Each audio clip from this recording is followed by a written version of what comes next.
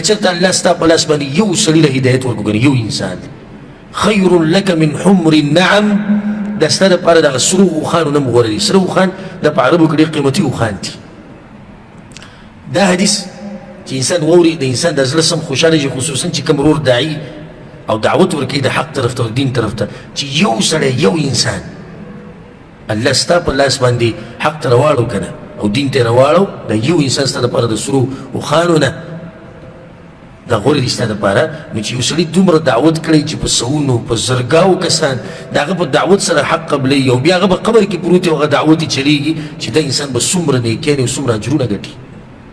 زه تاسو ټولو ته دا وایم، موږ ټول ګورې تبلیغیان یو، زه هم تبلیغی یم، ته هم تبلیغی، هغه هم تبلیغی دی، دوی هم تبلیغیان دي، ټول تبلیغیان دي.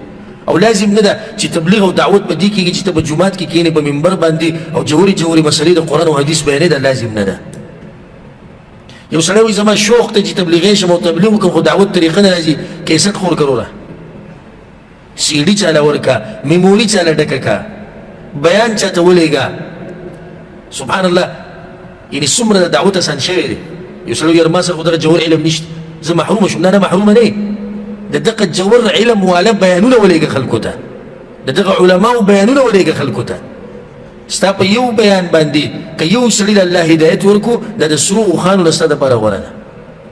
شروع یې د کور او د بچو او د مور او پلار او د خپلوانو نه وکړه او بیا دعوت چلوه او چلوه، دومره به ده الله به ستا په دې ژوند کې به خیر واچوي، په دې رزق کې، په دې بچو کې، په دې مال کې. مخکې چې کله به هغه کیسټ وي نو دا بعض ملګري زما سعودیان عرب، هغوی به دا کار کوو چې ته به بیان او درس به، نو په هغه وخت کې ما سره خپل ګاډی نه و، نو هغوی به په ما پسې راتلل، د کور نه به زه ځان سره بومه د درس لپاره، بیان لپاره. نو درس واورئ به یو ځای راتلو. بعضو پکې څه طریقه کړې وه، دا ګاډی به د کیسټو ډډه کړی وه. نو چې کوم ځای کې به ګاډی ودرېدو نو بس شیشه به یې کته کړه، بل ته به یې اشاره وکړه، شیشه کته کړه، کیسټ به ورکړو دا واوره. ښه د ورځې ته ووایې چې د ورځې دې سړي 50 کیسټ نشر کړه. څو 50؟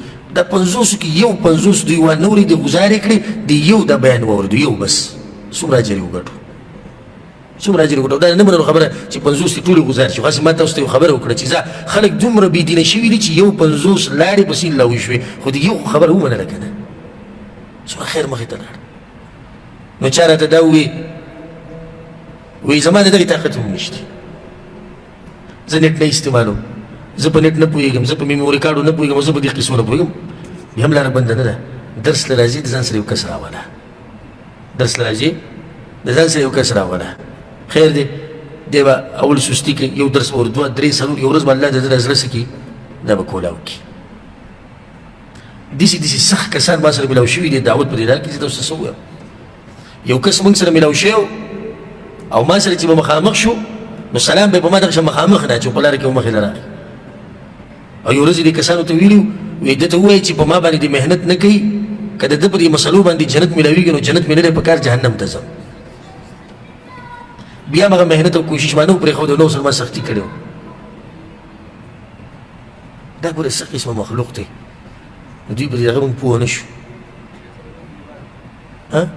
کس دغه خبره ما کوله او جي نو د هغه کس خبره ما تاسو ته کولی چې دا ملګري وپېژندو، دوی کلیوال، هغه دومره سخت، بیا هم هغه دعوت هم پرې نښه ورو. هغه سړی بیا زه پاکستان ته تللی وم، هلته ډېرو ځینو سره زما ملاقات وشو. بعضو ځینو ته ما خبره وکړه، د چا د کسانو ګیلې راته وکړه چې پلانې او پلانې او پلانې نه مني د قرآن او حدیث دعوت.